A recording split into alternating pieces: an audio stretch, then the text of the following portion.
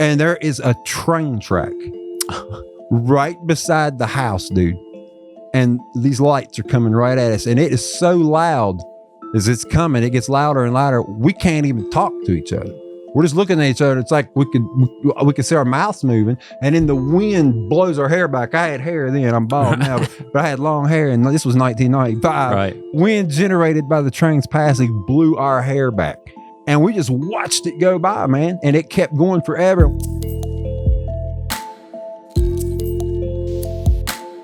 Welcome to Creepalachia. We're talking horror novels today and haunted houses and all kinds of good October stuff with our next guest, author Brian Bowyer. Thank you for being here, sir. Thanks for having me, man. Yeah, man. So I came across your name. I can't even remember one of these random posts, and I think you got tagged or something where I was requesting interviews, and then I dove into figuring out that you are a horror author. Is that correct? Yes. That be the title? So tell me about that. Where'd you grow up?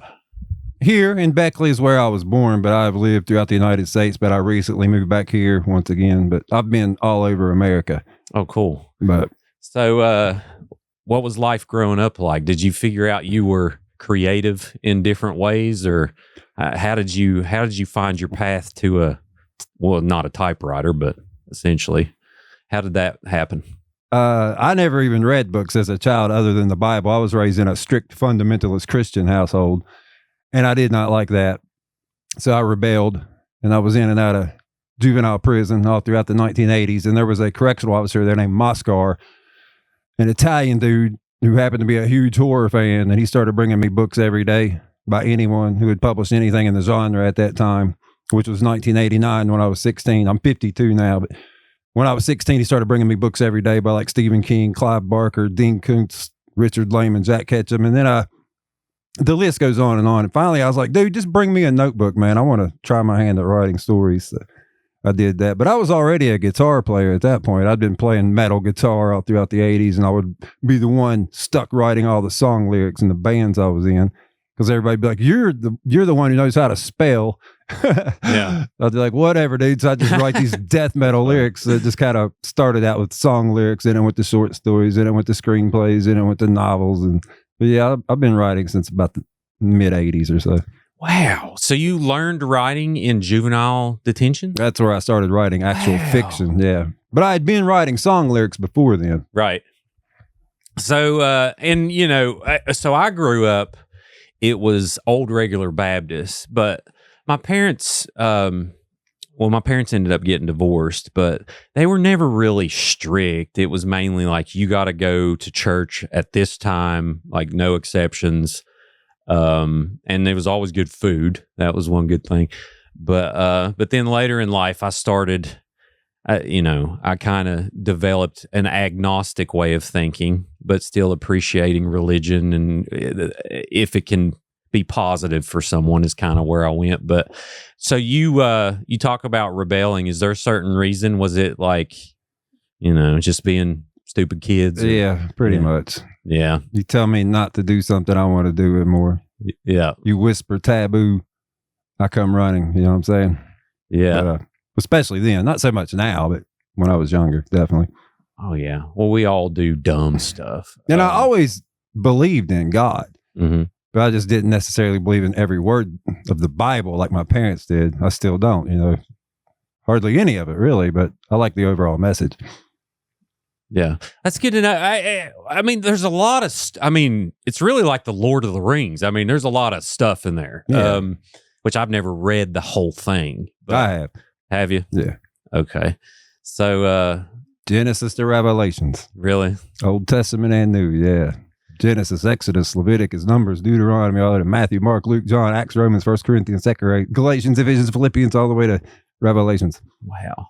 I still remember all that from Bible school. I had to go to church 3 times a week, Sunday morning, Sunday night, Wednesday night, and then all the Bible schools all week long. But yeah, that's all I was allowed to really read as a child. But yeah, I still remember all that stuff.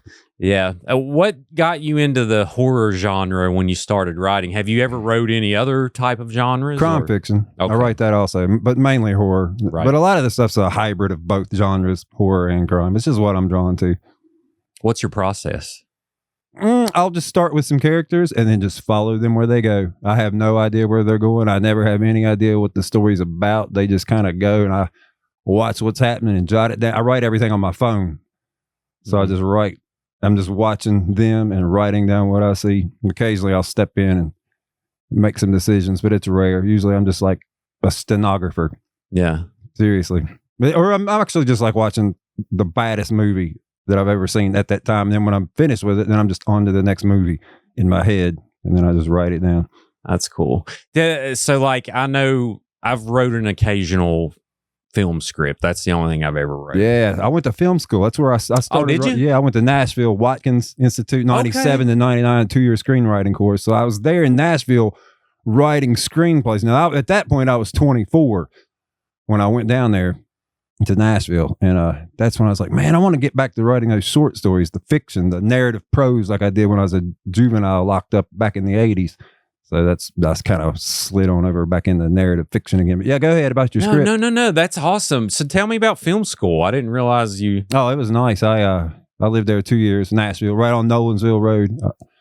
I was in a metal band here in Beckley, and I'd written a screenplay called The Dagger and the Irony. And then I let one of my friends read it, and he was like, at first he was like, sure, I'll read your screenplay. He was positive it was going to be terrible. And then he read it. It was like, dude, this is Pulp Fiction on steroids. I was like, I know. He's like, you should go to film school. I said, I've already enrolled. He's like, you serious? I was like, yeah, there were 3 nearby, one in New York, one in Pennsylvania, or somewhere in Philadelphia, or somewhere, might have been Pittsburgh, and then one in Nashville. So I was like, yeah, I'll go to the one in Nashville. It was called Watkins. So I told the band I was leaving, and then the singer and the other guitar player were like, well, we're going with you. And I was like, okay. So we all 3 just moved to Nashville, and it was a blast. We lived there for the 2 years that I was in school.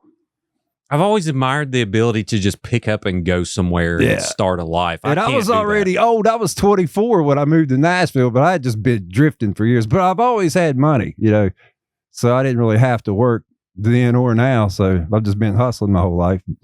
I'm retired now from all the stuff I used to do, though. Yeah.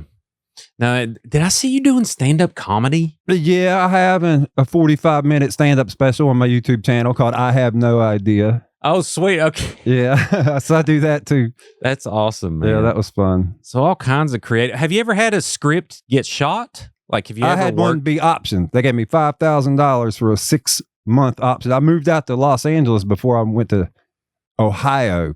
Mm-hmm. That was I sold my house when I got back from Los Angeles. So that was it was like late 2012. I just left my house right beside my brother's restaurant. So he owns Mickey's Pizza right here on Harper Road. Oh, cool. Yeah, that's my brother. Wow. And in that little white house right beside there, that's that haunted house that I owned for 11 years. So I was like, well, I'm just going to leave the house and I'll be back. And I went out to LA for 6 months. And then a production company gave me a $5,000 option. Now, I got to keep the money, but then after the option expired, they, of course, decided not to make the movie, which I was just shocked that they even gave me that, but that was cool. But that was it. And then I just came back to West Virginia. Yeah, which that's kind of like a retainer of like, we may make this movie, but you just can't show it to anybody else. Yeah. Gotcha.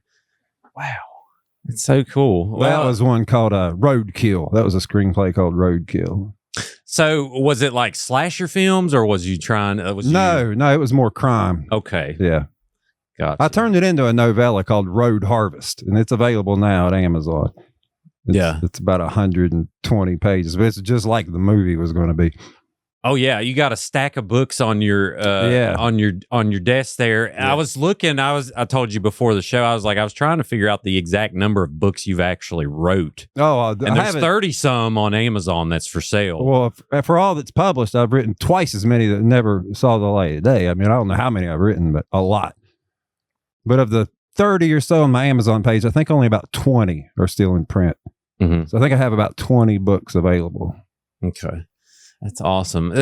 So, and that's kind of like I've listened to interviews of Quentin Tarantino and stuff. You mentioned Pulp Fiction. I love Quentin Tarantino. Yeah. Well, the way he writes sounds like, he has been by far the biggest influence on my work. And just about everyone who's ever read my stuff, I don't have a vast readership, but it's not non-existent. And a lot of those people have told me that, man, this is just like a Tarantino movie. This is like I'm like, yeah, he's been a huge influence. Yeah.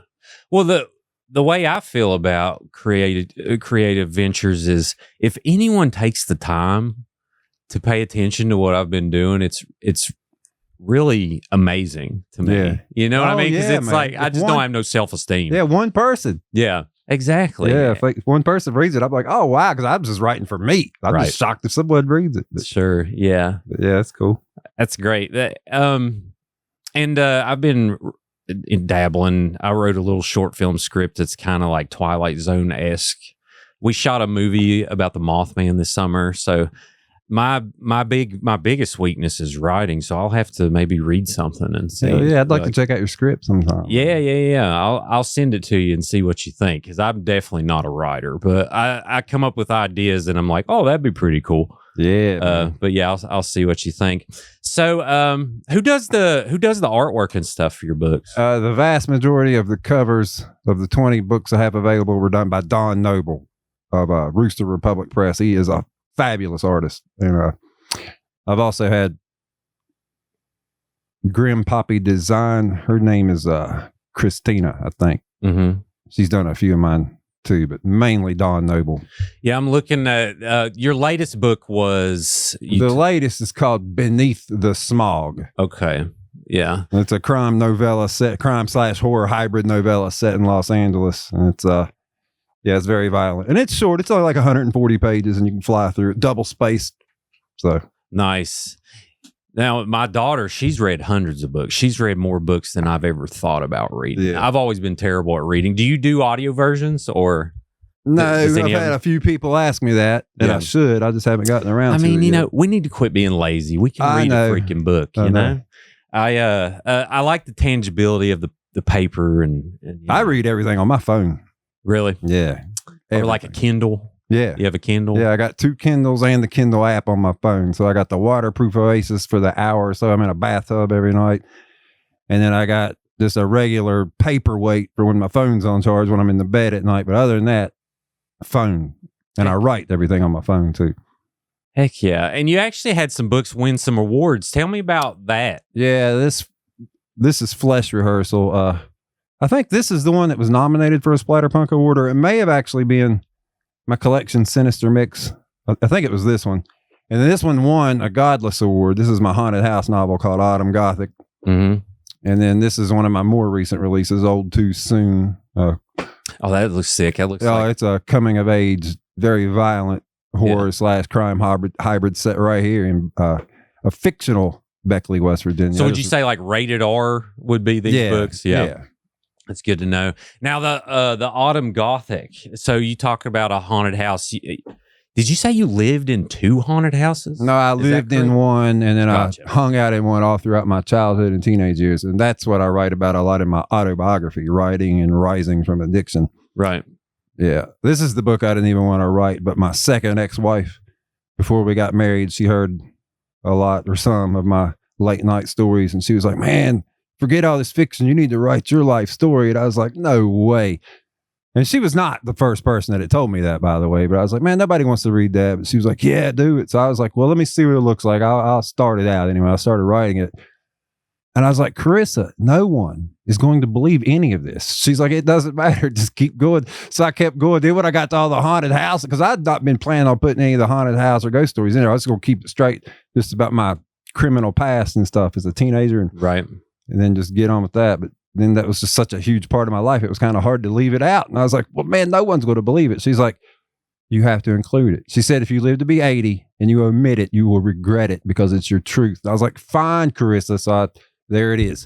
That's that sounds like the perfect mix of stuff because, and you know, I haven't been addicted to drugs, but I've had addictions with other issues. Yeah. I'm an alcoholic. Right now, screen time is a big one, but that's nothing compared Alcoholic. to alcohol. But I was a daily drug user for decades, but I was never addicted to any of those because I was such an alcoholic. Right. So I could smoke crack for a month straight and have many times, or do Oxycontin all night long for days. But when that's gone, as long as I got my alcohol, I'm fine. But so yeah, I know all about addiction. It's it's no picnic. You care if we dive into it? No, go for it. Okay. So how did it end up starting for you? Because we have a lot of recovery stories on here. And to me, it always brings me a lot of hope to hear those stories because we don't get to hear them a lot. Oh yeah.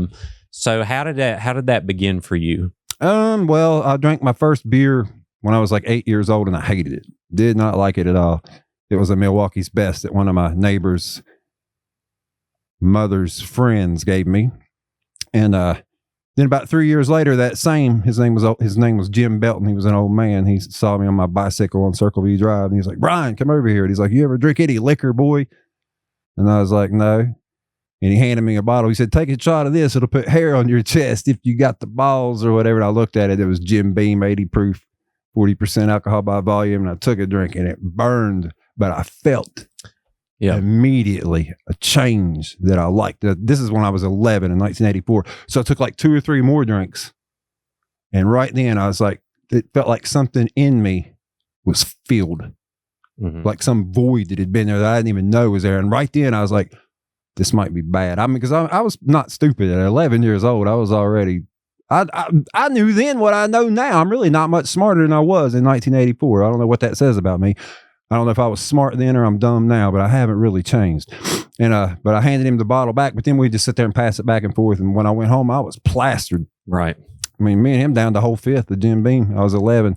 And then from then on, my parents back then in the 80s would give me like $10 a week to mow their grass, and I would take that money and go get a cassette of heavy metal music. But that all stopped, because then it was like, I'm getting a fifth of Jim Beam and a pack of Marlboros. But that was only for a day. I got to where I was drinking a fifth a day. At first, it lasted me like 2 days. So then I started mowing more grasses and shoveling yards and all that. But then I became a drug dealer at age 12 because I had to finance my addiction. I was an alcoholic pretty much instantly, and I knew it.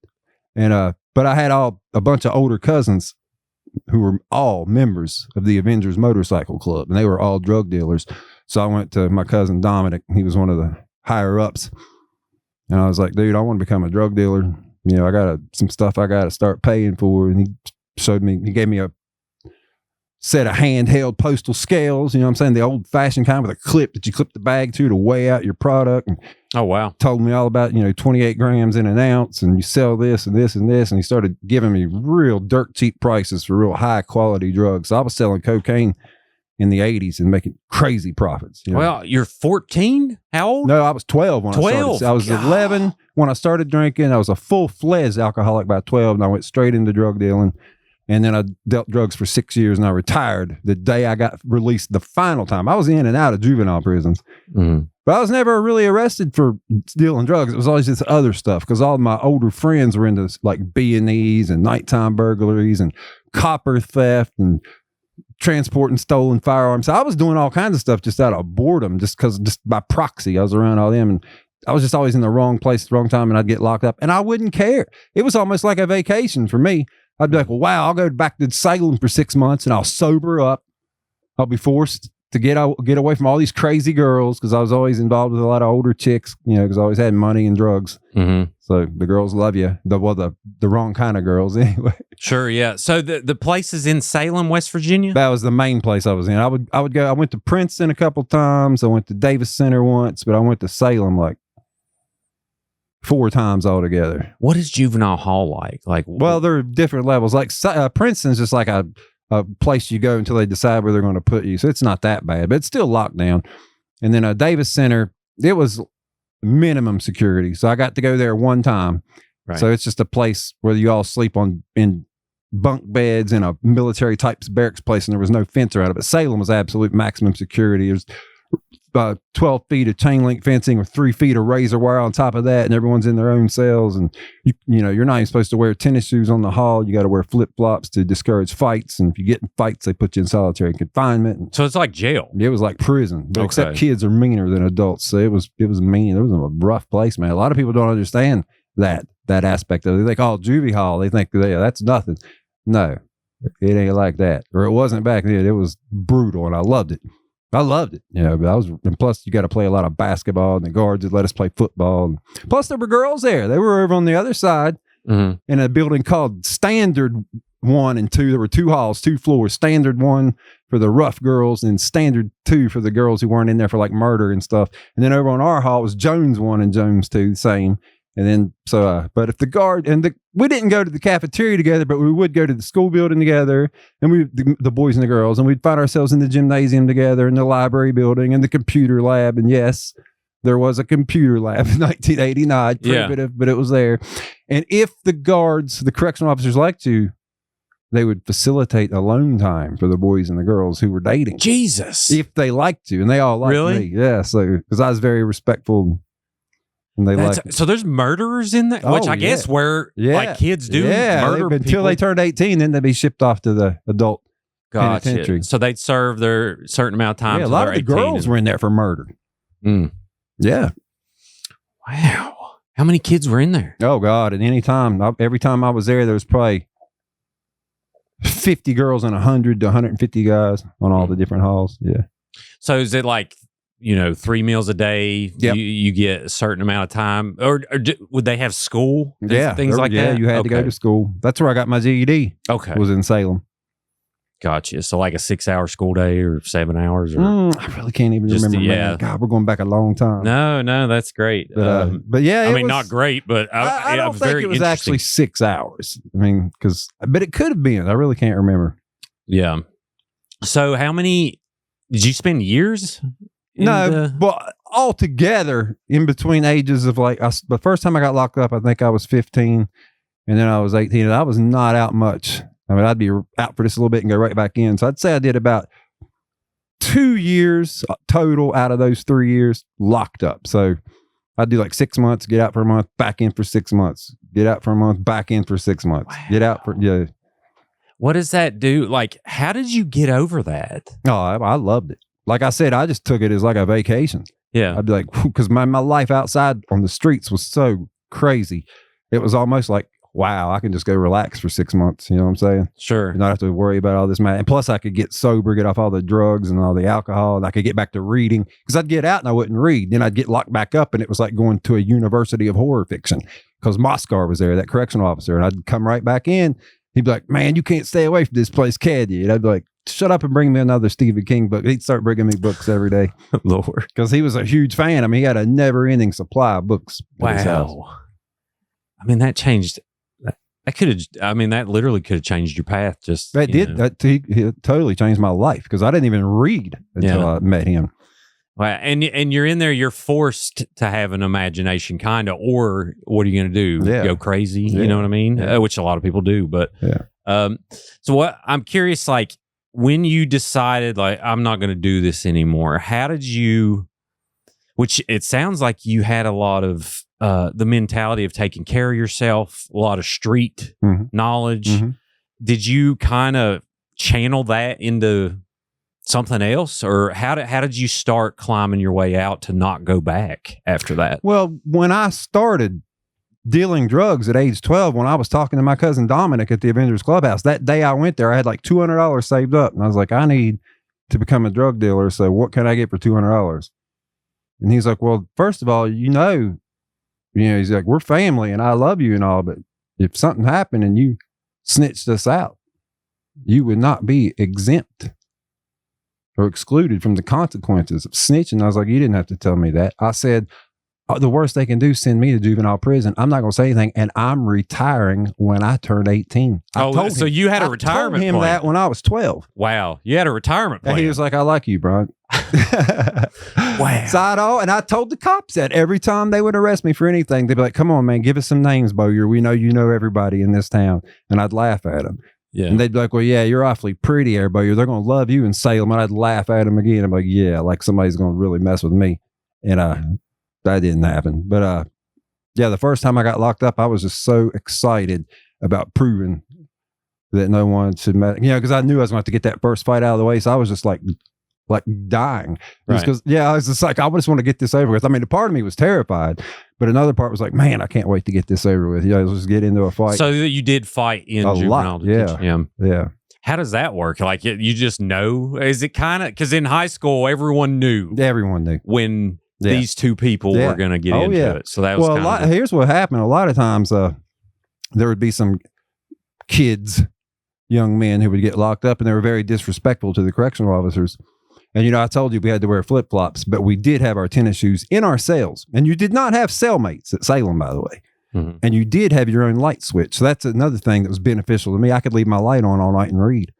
So that's what I would do. And but anyway, you did have your shoes in there for when they would come and get you and take you to the cafeteria as a group, or to the school building, or to the gymnasium to play basketball and stuff, or lift weights or whatever. So you had your shoes there. You just weren't allowed to wear them on the hall. Right. But a lot of the times when somebody would piss off one of the correction officers, they would come to me and they'd be like, Bowyer, put your shoes on. We'll give you a pack of cigarettes. And they wanted me to go in that guy's cell. So then I'd have to go and knock on his cell. And by then, the whole hall had heard about it. So they're all just with their heads out the door waiting.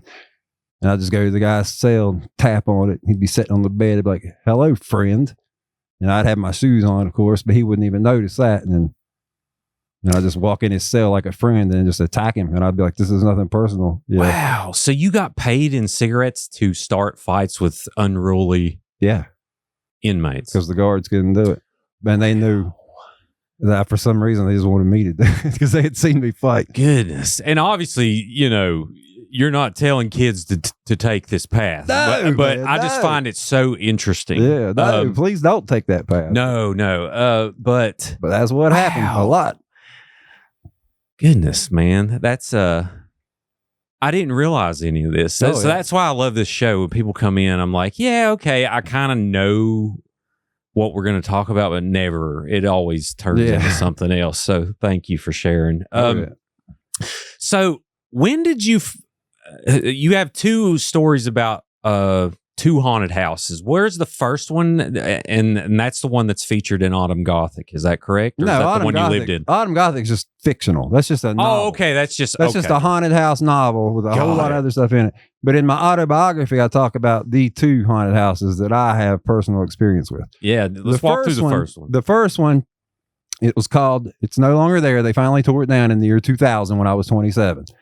But I first became aware of it when I was 3 years old because it was only 3 mailboxes down Circleview Drive from my parents' driveway. And it was the biggest house on Circleview Drive. We're talking 2-story Victorian, but it also had an attic and a full basement. I found that out later. But one day we were driving by there and I was 3 years old. And I remember that because we had been somewhere fishing with one of my cousins that day. And I remember my cousin asking how old my little brother was. And I remember holding up a finger and going, he's 1. So that means I was 3 because I was 2 years older than him. And that day, I remember seeing that house and I asked my mom about it. I was like, who lives in that big house, Mom?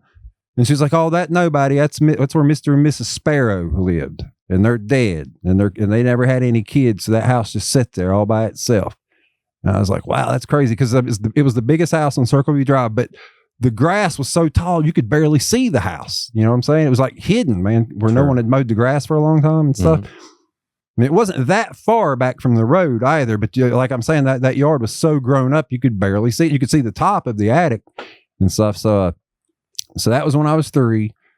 And then when I was 4 years old, now we lived in a nice house too. I mean, it wasn't a small house, big 2-story brick house on Circleview. It just wasn't quite as big as that Victorian, the Sparrow residence. But me and my brother shared a bedroom, and then our parents' bedroom was way on the other side of the house. So when I was 4 years old, if I couldn't sleep, I'd walk outside at night and just sit on the grass and look up at the stars. And, it was Circleview Drive in the 70s, man. My parents weren't that strict about stuff like that. Mm-hmm. But they never caught me anyway. My brother would be asleep and I just tiptoe go right out the kitchen door, man, and sit there on the grass.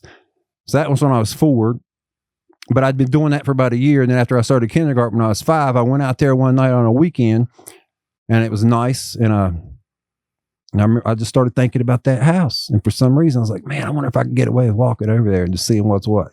Mom said it just sits there by itself. So I just walked down the road, man. It was only 3 mailboxes down the road. And the grass was even taller now. So I had to cut my own path through the grass to get up to this porch. And it was had huge concrete steps.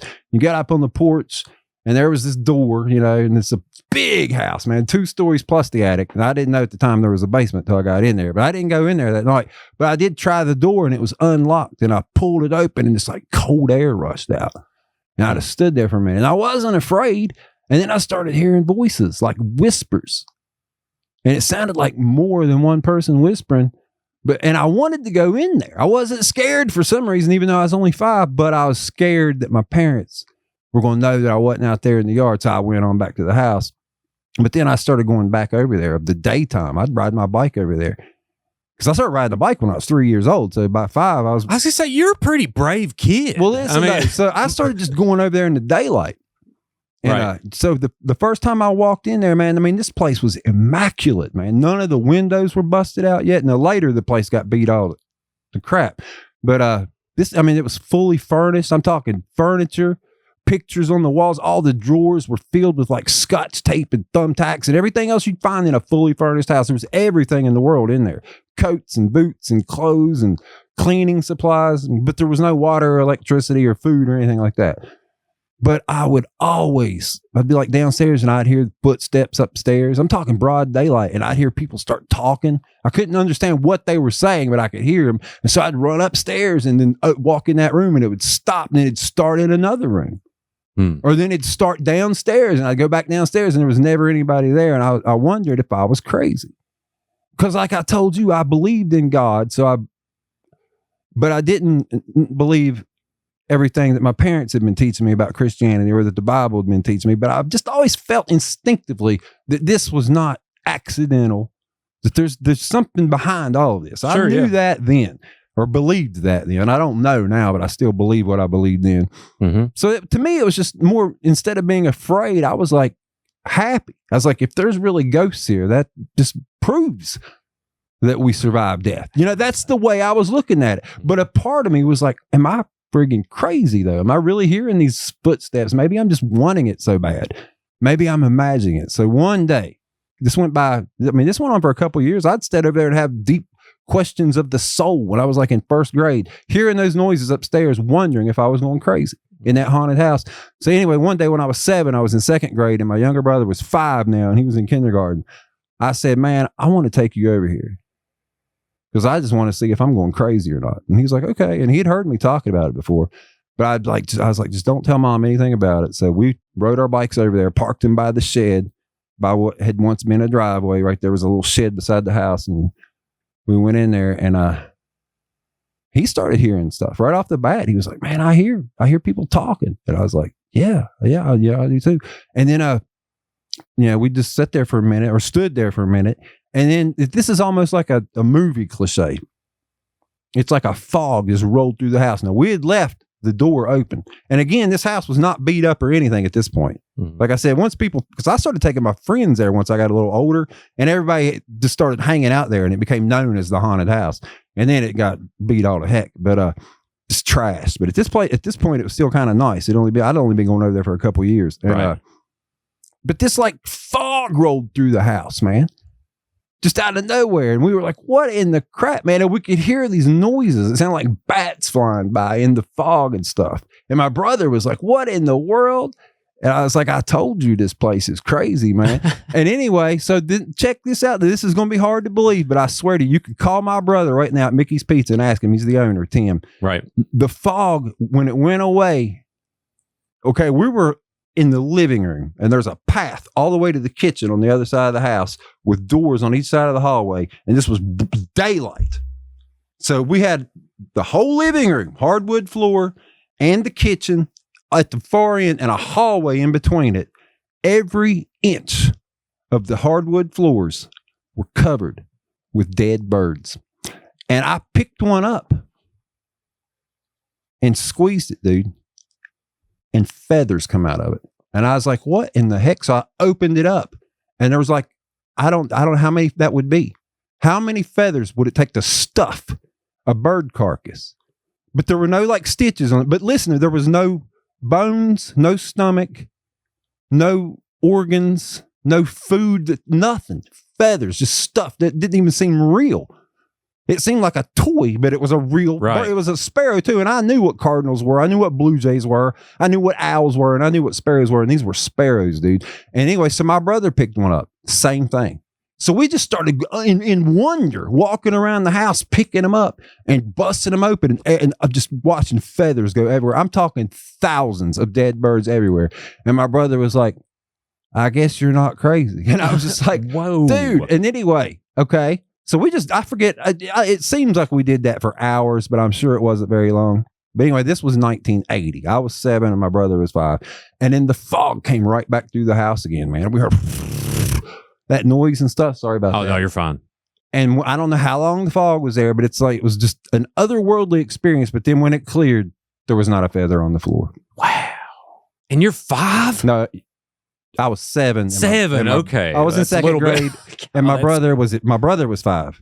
That's Right. the first time I took him there. Phew, that's nuts. Well, I when I'm 7, I'm playing with Power Rangers, and I never want to go out of the house. I was scared to death of everything, but that's so crazy. That is one of the craziest things I've ever seen. But I did see something there later that was even crazier than that. I'll get to that. It's Sure. also- No, yeah. but you could call my brother.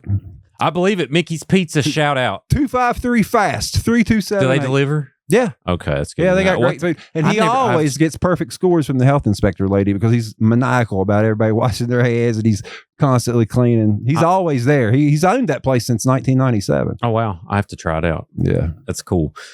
Oh, man. So, and did you say their name was the Sparrows too? That was their And last name. there's sparrows in the house? Yep.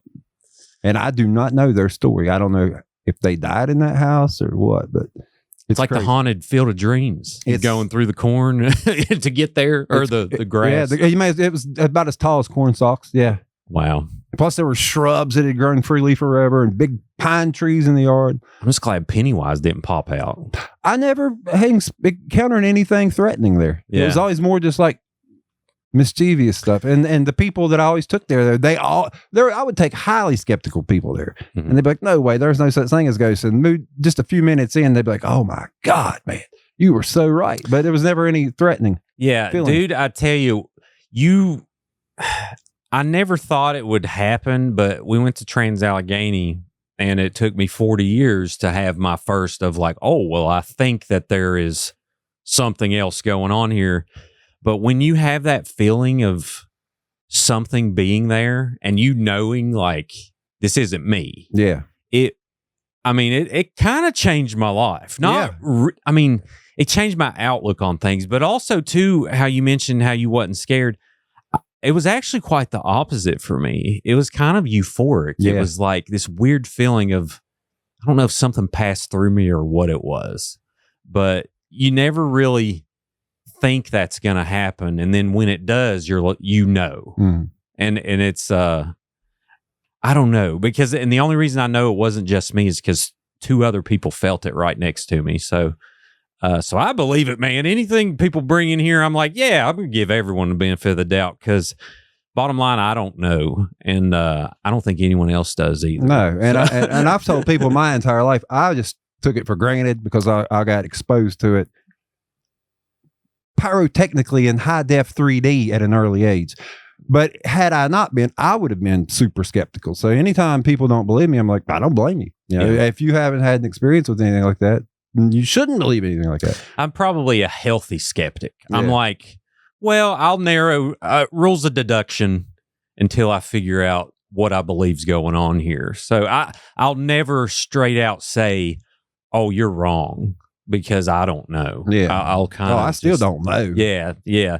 Wow. I don't know anything. I just know that there's something going on. So 7 years old, it's official. Ghosts are real. Yeah. What did you do after that? Did you go back to the house? Oh yeah, me and my brother went back home. He didn't tell mom. I didn't tell mom, and then that was that. And I just kept going over there. And every time I'd go over there, something would happen. It was just like they were just letting me know that they were there. I'd just hang out there by myself. It just gave me a lot of comfort being surrounded by the ghosts. And but that was usually in the daytime. I didn't go back over there at night much until I got a little older. Like I told you, I started drinking when I was 11. I was an alcoholic by age 12. Then it became the hot spot because I started taking all my friends over. I'd be like, come on, man, I'm going to show you a haunted house once we'd start drinking. And they all fell in love with it. And then it just became a real popular place. But then it went downhill physically. I mean, holes in the floors and walls and whole sections of walls and flooring torn out and Graffiti and stuff. graffiti everywhere, trash, everything. The place went way downhill, but we didn't care. And that went on for 2 decades, man. I mean, it was just a hot spot. It was just that's what people would just say. Like when I'd be in town, because I was in and out of West Virginia a lot. So when I'd come in town, I'd usually be staying at hotels, but I'd also be at my parents' house a lot. And back then we didn't have cell phones. So everyone just knew how to get a hold of me by calling my parents. And if I was there, then they'd call. They'd be like, "Well, just meet me at the haunted house. Meet me at the haunted house." That was just what we called it. Wow. Yeah. And it's officially tore down. They tore it down. Yeah, in 2000 when I was 27. Like I told you, I went to Nashville for film school. The first year was 97. It was a 2-year course, so I was there till 99. And I came back, and it was still standing, but at that point, it wasn't haunted anymore. Yeah, it wasn't, and that's a crazy story too. But I even went back to check to make sure. I was like, is it really not haunted? And no, it still was. It still was no longer haunted. And then they finally tore it down.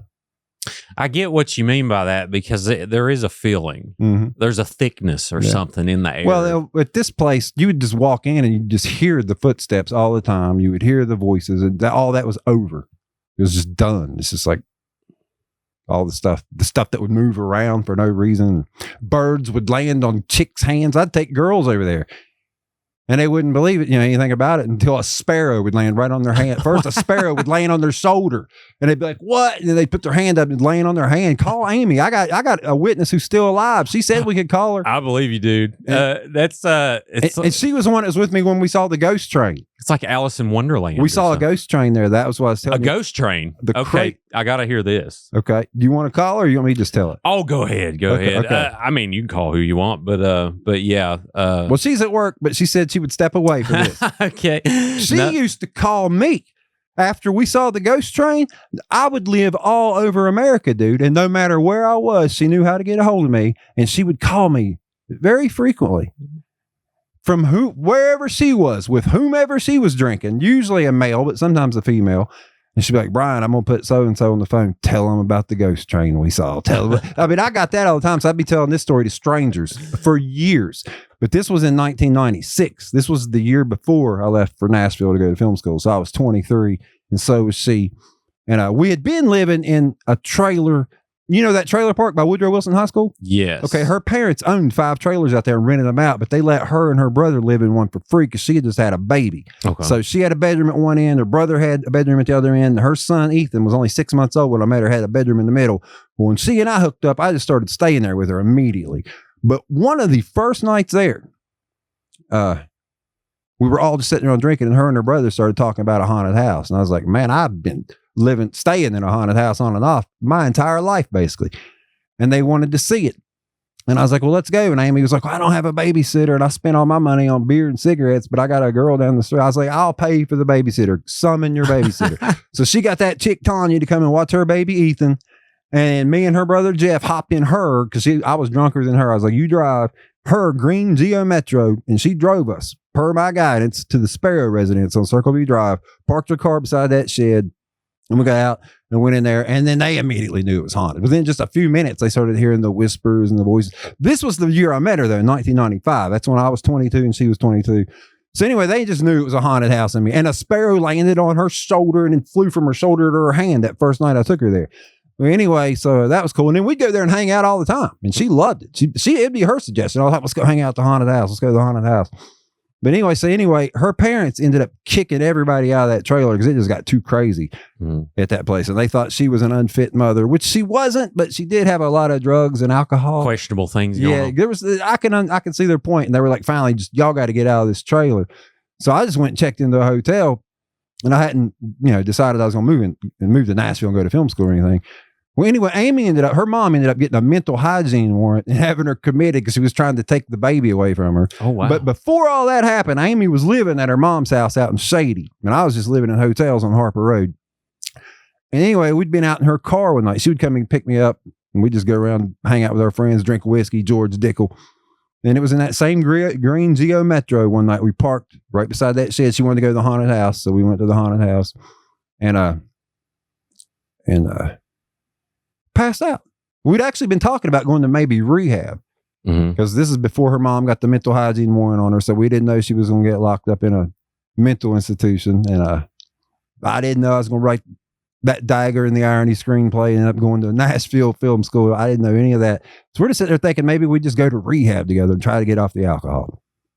Well, we got drunk and passed out in her car, and she's behind the steering wheel and I'm behind. I'm in the passenger seat now. In the book, I wrote it that we were actually in the house because this book is so thick. I didn't want to describe anything extra. So I was like, well, I'm not going to say where we actually went back out to the car because we'd been in and out of the house in the car.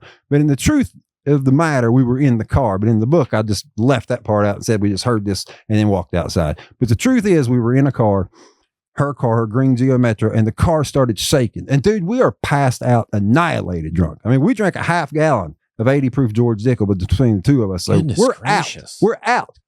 But she was like me. I mean, she could drink shot for shot for me, and she was this little skinny girl. So that was initially what really I found so attractive about her was that she could actually hang with me, and I'm the hardest drinker I know. It's like that alcoholic Bonnie and Clyde. Yeah, man. Yeah. It was great. Yeah. But so anyway, the car started shaking. That's what woke us up initially. We kind of woke up at the same time. We look at each other, it's like, what in the heck? And then we see these lights in the distance. We get out of the car, man. And there is a train track right beside the house, dude. And these lights are coming right at us. And it is so loud as it's coming. It gets louder and louder. We can't even talk to each other. We're just looking at each other. It's like we could see our mouths moving. And then the wind blows our hair back. I had hair then. I'm bald now. But I had long hair. And this was 1995. Right. Wind generated by the train's passing blew our hair back. And we just watched it go by, man. And it kept going forever. And I was watching. I don't know. You'd have to call her and ask her. Orange sparks shooting off the railway tracks as it went by. There were glowing window lights in all the boxcars as it went by. And dude, there's never been a train track there ever. But it gets better, dude. You look that way where it's going. Right there is Circleview Drive, and up that's a hill that goes up to Light Edition, where all the houses and trailers are. Sure. All that was gone. The whole landscape was different, man. It was complete flat. All those trees and that tall grass was gone. And now at this time, I'm thinking, I don't know if this is real. What was in that bottle? Yeah. And she and I did a lot of drugs back then, acid and shrooms, other hallucinogens included, but not this night. Just this night, it was just alcohol and probably marijuana, I'm sure. Sure. Which is technically a mild hallucinogen, but nah, I don't even. I mean, you're not going to see a train. Hallucinate on acid. The only thing I see on acid is like tracers. You're not going to see a train on marijuana. It'd be marijuana and a little bit of something else. I've never seen anything on acid and shrooms at the same time more than like tracers. If you've ever done it, you know what I'm talking about. No. Like you could take a cigarette and do that and you'll see the fire go by a couple times. So, but anyway. You make me think of the movie Mandy. There's a lot of that kind of it's probably movement. It's probably like acid tracers. Yeah. Well, anyway, the train went on and on and on and on. And then finally, it just went away. And I watched its last boxcar diminish. And I remember thinking, I wonder what would have happened if I'd have just grabbed one of those ladders. Because there was ladders on the side of the boxcar. On some of those boxcars that were going by, there were ladders. Wow. And I was thinking, where in the world would I have ended up if I just jumped and grabbed one? And would, or would it have just been nothing there? Or would I have just went somewhere else? Would a return ticket have been provided? But I remember all this going through my head, but I was like, I don't think it's real. But then, but anyway, so then, and I'm sitting there watching those lights go and go and go. And just like 17 years before, when my brother and I saw those dead birds, a fog rolled through the whole landscape like it did in the house that time and just obscured all vision. And now Amy and I can hear each other. And she was like, Brian, what the is going on? What's going on? No doubt. And anyway, the fog, when it goes away, the railway track is gone. The trees are back. Circleview Drive's back. The hills beyond and Light Edition and all that are back. And everything's like normal again. And Amy was like, what in the world is going on? She's like, we just saw a ghost train. I was like, yeah, I know. And she's like, she was freaking, dude. She's like, I know this place is haunted, but you understand what we just saw? I said, not really. But she's like, well, I got to get back to the house because if I don't, mom's going to go crazy. But do you want me to take you to the hotel? And I was like, no, I'll just go stay at mom and dad's. They're just right down here. But the truth is, I wanted to go in the haunted house, man. She left because by now it's almost dawn, but it's still dark. It's probably about 5:30. So she left, and I still had a little bit of whiskey and my duffel bag, and I had some cigarettes. So I just, with my duffel bag, I just walked right up those concrete steps into the living room and sat down. And for the first time in my life, since I had been in that house, I did not hear a whisper. I did not hear a footstep. I didn't hear anything. And it felt like it was not haunted. But I just thought, whatever. So I just laid down right there on the floor and tried to sleep, but I couldn't sleep. So because I was just like, what the crap? Yeah, I mean, how do you sleep? So then I got up and I walked to my parents' house, and they were awake. So I had a key to the house, but I didn't have to use it. They were in the kitchen. So I just tapped on the door and they were like, oh, Brian, come on in. And let me make you some breakfast. I was like, no, I'm good. Are you sure? I was like, yeah, I just want to crash for a couple hours. Mom's like, are you okay? You look kind of weird. I was like, yeah, it's been a wild night. And I didn't tell her anything about it. And I went downstairs to my old bedroom in their basement, which is nice. They got a real nice finished basement, kind of like yours. Mm-hmm. And then I had a room there that I grew up in. So I went and stayed in that room. And I finished off my liquor and then I passed out. And then that was that. That became the story that she would always call me and be like, tell so-and-so about the ghost train. So, but anyway, I would still go to the haunted house, and every time I went there was nothing.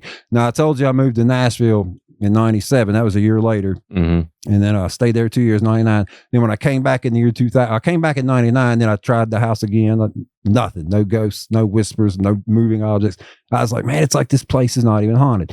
But anyway, me and Amy still talked about the haunted house all the time because it was such a huge part of our relationship, all the stuff, and plus the ghost train. So my son now at the time, when I moved to Nashville, I was 24 and he was 4.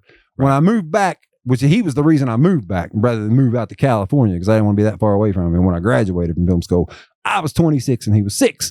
So he was a first grader, and he would hear Amy and me talking about the haunted house all the time and the ghost train. And I was like, yeah, but he wanted to go there. He's like, I want to see this haunted house. I was like, it's not haunted anymore. He's like, I don't care. I still want to see it. This was a year before they tore it down. They tore it down in 2000. This was 1999. So I was like, fine. So we get in my car and I drive him to the haunted house. And he's like, man, it looks like a haunted house. It did, man. It's a huge green Victorian mansion, just beat all the crap at this point, man. And we went in there and I'm like, be careful because there's places. We went all the way up to the top floor of the attic. And by this point, there's like boards you had to cross, narrow boards that if you fell, you would drop 4 floors to the concrete floor of the basement to your death. Yeah. Because all the floors were missing and stuff. I've seen like those beams places up in the high reaches of the attic. And we got back down. I was like, see, I told you there's nothing here. He's like, duh. The ghost train came and took the ghosts away. And I was like, oh my God, dude. It blew my mind right now. I never even thought of that. Yeah. I don't know if he was right, but that was the simplicity of a 6-year-old. And I was like, I think you're right, man. I was thinking that when you were saying that, it's like they packed their stuff and rolled out of town. Came and got him, man. And if anyone was watching this, if y'all happen to remember a ghost train in 1996, man, let this dude know, because I'd love to know if any, but I know Amy was there. She saw it. So I have a witness, but there may have been some other people that saw it somewhere else. I don't know. That would be bananas. Yeah, it was I've never seen anything that crazy, and I seriously doubt I ever will. Yeah. Yeah. Well, that was like the lucky apex. You. Yeah, that's pretty dang good. Of all the people, Amy and I had to be there to see it. That's like out of a Ghostbusters movie. Yeah. Like, oh, there's the ghost train. But here's another thing. You know how they say, it's kind of like gambling. You don't win if you don't play. Mm-hmm. Or the lottery. Well, had we not been hanging out on a haunted house all the time, we wouldn't have been there. I mean, that's true. We were just in the right place at the right time. So we got to see it. So we know that ghost trains are real. Yeah. Do you do a lot of urban exploring and stuff like that? Like abandoned buildings and stuff? No more? No. I'll go, there's some houses in Parkersburg called the Neal houses. It's near this place called Lock and Dam 19. They used to have all these locks where they would keep the river flowing. Essentially, it would be power in the river, and when they used to do a lot of transport. Well, there's a bunch of houses there, and you was describing that house like this house was all the lock keeper's house was all rotted in, so you go up top and you literally could fall 30 feet. Yeah. Like it was crazy. Yeah. But it's covered up in graffiti and all that, but it didn't really have no haunted vibes. But yeah, I love places like that. Oh yeah, I do too. Yeah, it's sad that they tear them down, but I get it. Like that's a pretty big liability to have it sitting around and 6-year-olds just in there doing cartwheels. I couldn't believe it lasted as long as it did. Yeah, that's great though, man. So after that, eventually you moved in a home. Yep. How did you end up there? Okay, my brother at that point had owned Mickey's Pizza for 5 years. Now we're talking when I bought that haunted house, on Harper Road. This was 2002. I was 29 and my brother was 27. He took over the restaurant, Mickey's Pizza, when he was 22 because an old man that owned it died, Steve Pillish, and he left it to his grandson, Kevin, whom had absolutely zero business sense. And my brother just happened to be a delivery driver at the time. And Kevin was trying to sell it. He was going to sell his restaurant. He was just running into the grounds. He was just going to take anything he could get for it. Mm-hmm. My brother came to me. He was like, I know you got money, man. Go in half on this restaurant with me. And I was like, dude, I know what that means. I don't feel like working 80 hours a week for the rest of my life owning a restaurant, which my brother still does to this day. Yeah. Good for him. But I was like, no, I'm good. And plus I was getting ready to move to Nashville. And so that was 97. And my brother took over. He ended up getting a loan. My parents actually co-signed for a loan and stuff. And he bought the restaurant for dirt cheap, but he had to get like new coolers, a new make table, new freezers. But anyway, it was in a building that was already there that old man had been renting. So then my brother moved into another building. He moved his restaurant into another building, but he was still renting. Anyway, do you remember that old Heartbreakers building? You know where Mickey's Pizza is now? My brother's restaurant? And to be honest, I don't. Okay, you know where Cheyenne Saloon used to be? Now it's called Opportunity Knox. It's a little gambling place right now. Okay, I know where that is. Yeah, yes. Okay, Mickey's Pizza is right beside there. It's that square concrete building right in front of it. Got it. On the side of the road. That is Mickey's Pizza. For decades, it was a bar, a nightclub. It was a strip club called Heartbreakers Lounge. Back in the 80s, it was a bar called the Anchor Inn. Once upon a time, it was called Joker's Lounge. Once upon a time, it's called the Route 3 Lounge. I've staggered in and out of all of them, but it's that same building. Anyway, it was owned by a woman named Helen Ramsey who lived in the little white house right beside it. Right. Well, she died, and she owned the house and the restaurant. She was the owner. Well, my brother saw that building came up for sale, and he was tired of renting, so he wanted to put his restaurant in that cinder block building. Well, the family would only sell it as a package deal. They wanted to sell the house and the building. So my brother came to me. He was 27 and I was 29. This was in 2002, 5 years after he took over Mickey's Pizza in 1997. He was like, man, I know you got money. Why don't you buy this house so I can put my restaurant in the old Heartbreakers building? I was like, well, I mean, I guess. He's like, come on, man, you're 29. You need a house. He didn't need a house. He already had a house. He'd had a house for years. I was just still a nomad. Right. Just living with girls here and there, or living in hotels, or wherever I was. I didn't really care, man. But at that time, I was living in hotels. I was in and out of West Virginia. And he was like, it's right beside Cheyenne Saloon, too. The hottest nightclub in the tri-state area at the time. I was like, damn, that sounds good. And he was like, yeah. And he said, and it's a nice house. He said, I've done walk through it. It's nice. It's fully furnished. You'll have the land, the house. He said Helen Ramsey put a new roof on the house like a year before she died. He said, you get it for dirt cheap. I was like, fine. So I just wrote him a check. So he bought the building and the house, but the house was mine. And he was like, well, I'm going to go. He said, I know you hate doing paperwork and stuff. So I'm going to go get insurance on my part of the building Monday. You want me to go ahead and get insurance on your house? And I was like, yeah, go ahead. Take care of that for me. And then he's like, but you can't move in there yet because there's still some personal stuff that the family wants to get, like photos and jewelry. He said, but other than that, everything's going to be left for you. I was like, that's fine, dude. I'm in no hurry. And I went back to my hotel, and I was writing a vampire novel at the time called Nocturnal Blood. So that's what I did. I went back to the hotel and worked on my novel. Right. And was drinking like a madman at 29 still. I mean, I was a all day long alcoholic. I'd wake up and drink. Wow. Wake up drunk and just keep drinking. That was my life for decades, and still taking drugs too. But so then like a week or so later, my brother was like, hey man, here's the key to your house. You can go there now. I hadn't even seen the place. I done paid for it. And I was like, okay, cool. And then he's like, but I want to tell you right now, you have a ghost. I was like, what are you talking about? Now here's what happened, dude. If you could just drive down there and look at it, it's a cinder block building. It's a perfect square, 2 stories. Well, over the years, somebody had built a wooden addition on the back when it was a bar, so they could go back there and do like dishes and stuff. And God knows when they built that. And the place was rotting.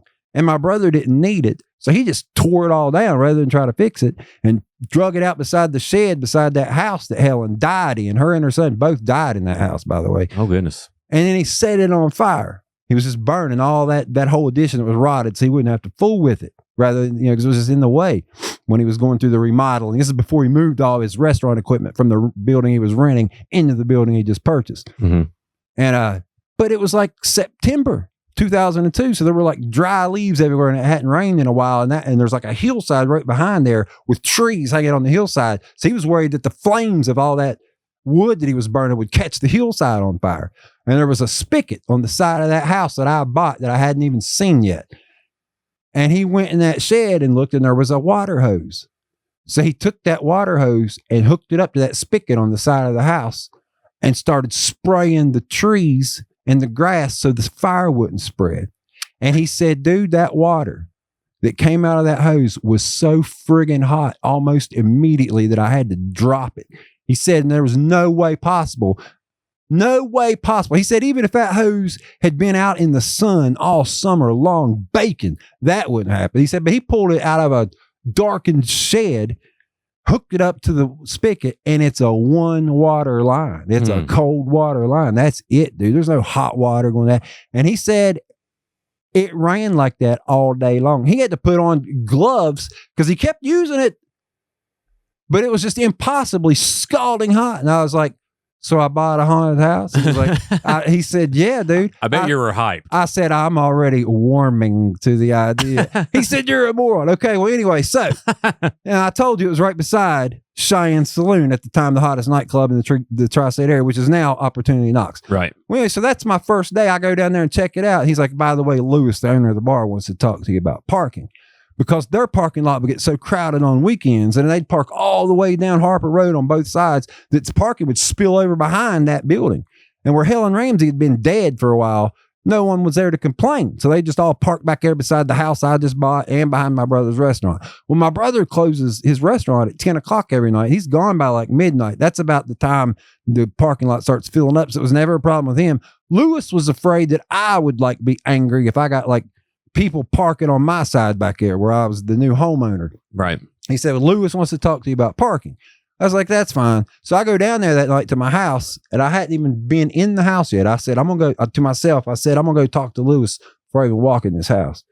So I walk over there to the Cheyenne Saloon, press the little buzzer by the door, and Pee-wee, the bartender, the bouncer / bartender, opened the door. He's dead now, by the way, which surprised me. I thought he was too mean to die. When I moved back from Ohio, they told me he overdosed and was gone. But anyway, at the time, he was still very much alive, and I knew him well. But anyway, Pee-wee opened the door, and he was like, Bowyer, I heard you spot the house next door. I was like, yeah. He said, dude, that place is haunted. I said, you're the second person today who's told me that. I haven't even stepped foot in it yet. He said, dude, I used to hang out with Richard all the time. Richard's the guy who died in the house, and his mom, Helen, was the one who owned it, and she died in the house. But he hung out with him when they were children. He said, dude, I used to spend the night there when I was a kid, man. Me and Richard were friends. He said, man, that place is haunted. I'm telling you. Oh, wow. He's like, whatever you do, don't go up in the attic. I was like, well, whatever, man. I'm here to talk about parking with Lewis.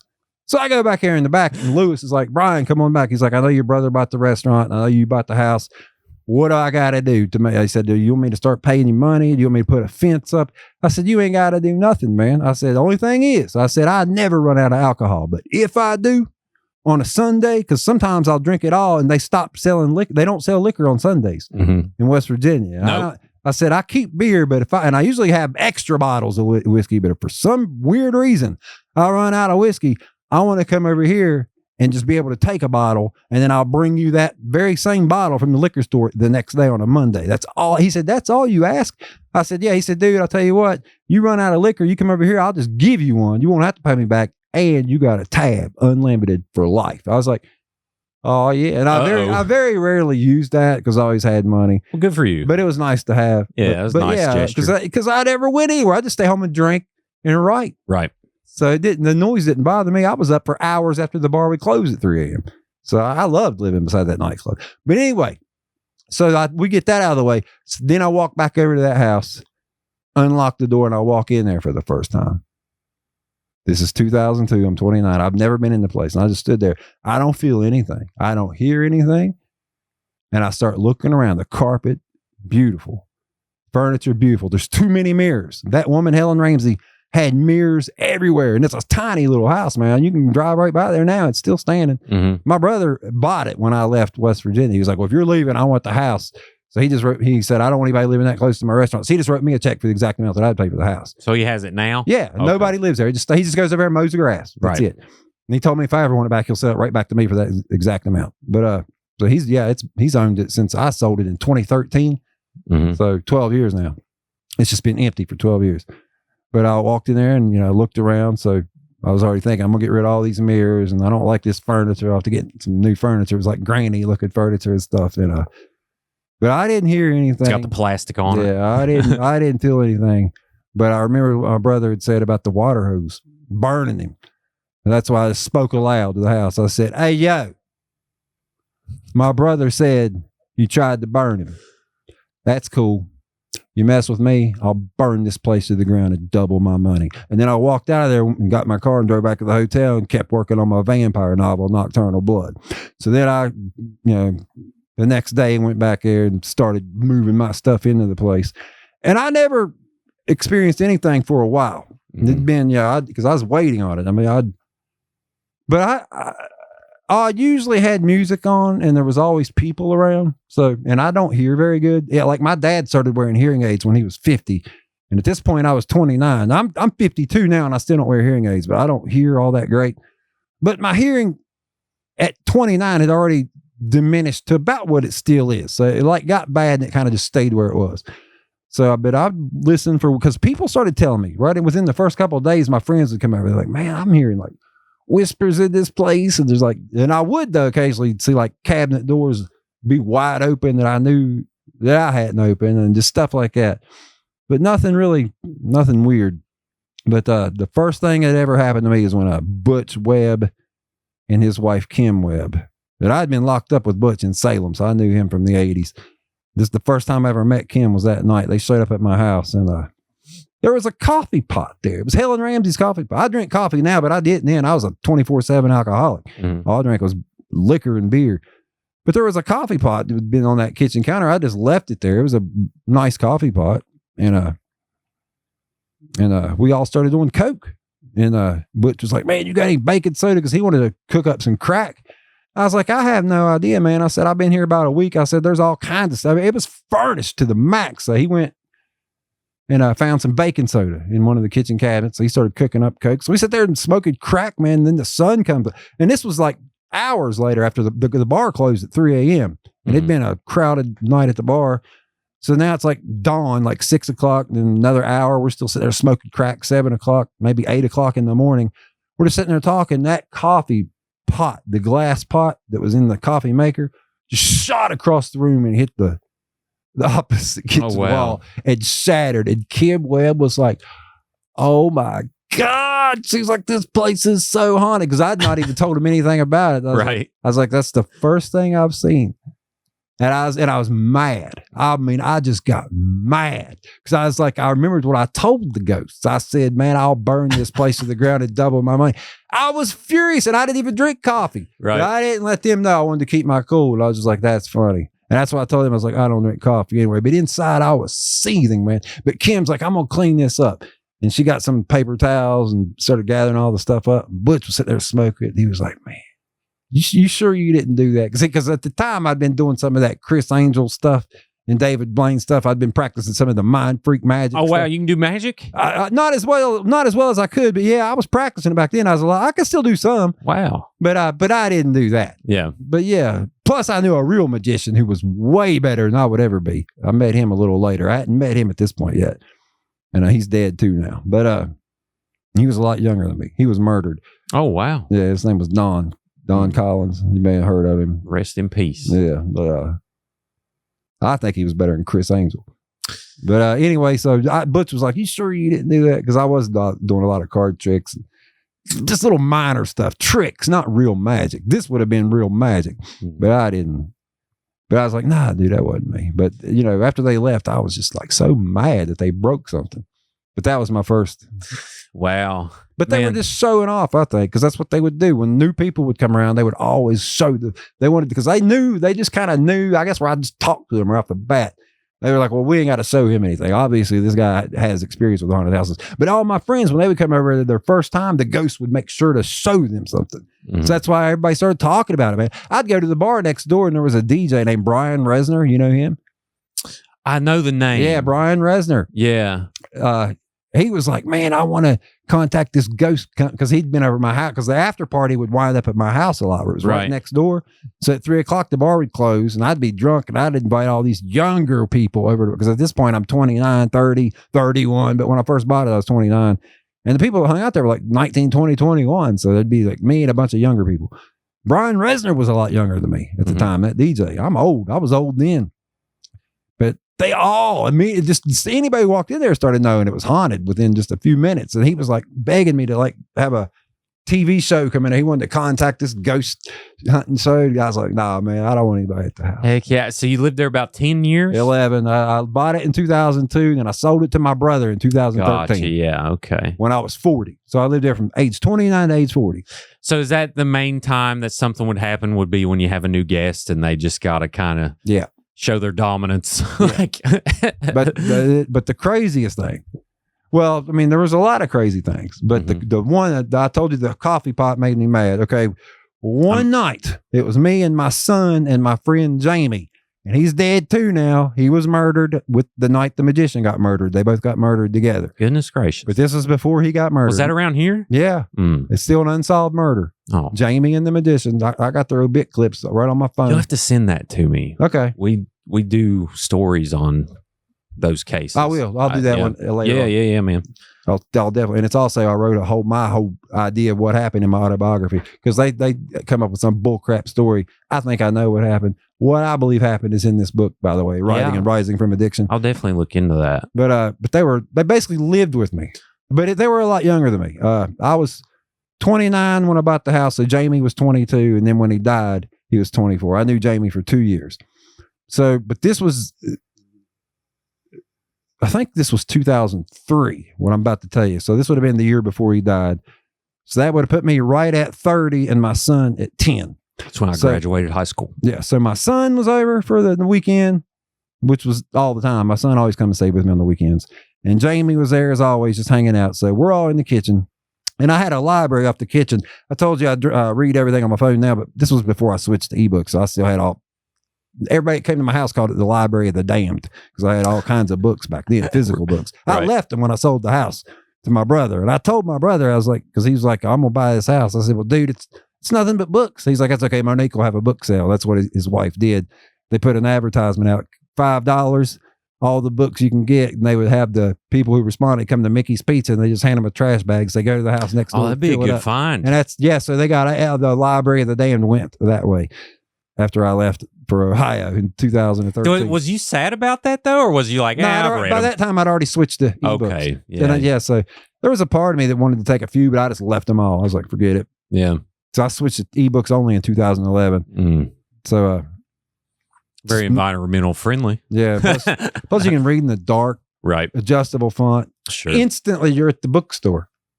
You got the world's biggest bookstore in your pocket at all times. No more going to the bookstore looking around for stuff you already have. You got everything they have. Makes sense. Yeah, but it's just instant. But that night Jamie was there, and my son and me. It was just we three in the kitchen, and we're playing cards. All in that library. That's where I would keep the liquor when my son was there. I wouldn't keep it out in front of him yet. This is when he was 10. Mm-hmm. So me and Jamie would like duck into the library, and I'd keep like a bottle behind, like say the Robert McGammon section or the Richard Lehman section or the Jack Ketchum section. I'd just let him know which, once he'd figure it out, he knew it. And then we just keep the bottle back there behind whatever section of books until my son would go to sleep, which is usually never. And so we're sitting there doing that. We're playing cards at the kitchen table, and it sounded like a car crashed into the front of the house, dude. The front of the house is right on the road there. You know where Opportunity Knocks is? So you got the main highway right there. Yep. Opportunity Knocks, Mickey's Pizza, My Little White House. Yep. So right there's the road, man. It sounded like some car came off the road and just crashed in the front of the house, and the whole house shook. And we're like, what in the crap? So I immediately got up and grabbed my Glock. I kept my Glock on top of the refrigerator, Glock 19. Mm-hmm. And I grabbed it and went into the living room, and they followed me. It's like, what in the crap? Opened the door, turned on the porch light, and walked out there. And I never used that front door. I never opened it. Everybody came to the back door. So the front porch is just covered in road dust at all times. So no footprints. No one was on that porch. There was a hole about this big in that wooden porch, dude, that was not there. And again, I was just like, I mean, it was about the size of a person. Mm. It looked like a skinny person, could probably like a child, maybe. It's probably about like that. So maybe about the size of a cannonball or something. I don't know. But it was up. It's like whatever. The boards were like up, pointed up. Wow. Yeah, it's like something beneath the ground. Because anyway, here's the deal.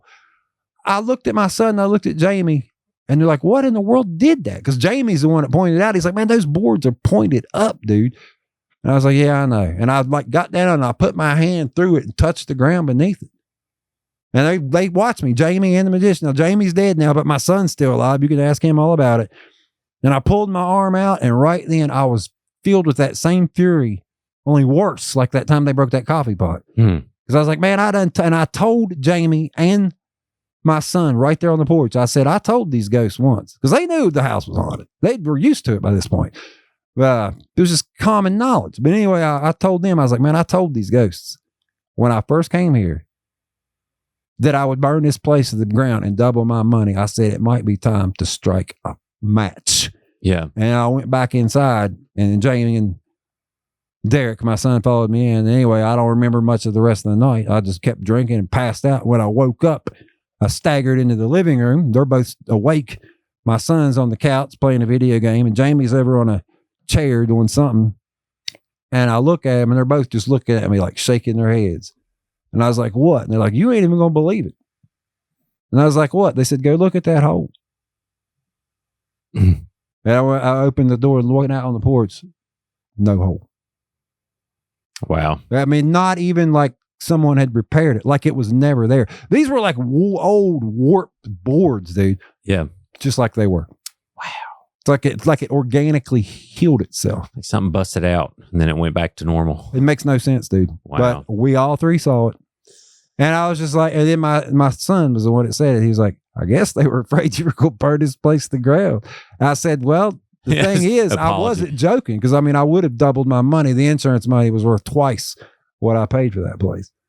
And Pee Wee burned the house across the street down because they called tow trucks on him for parking.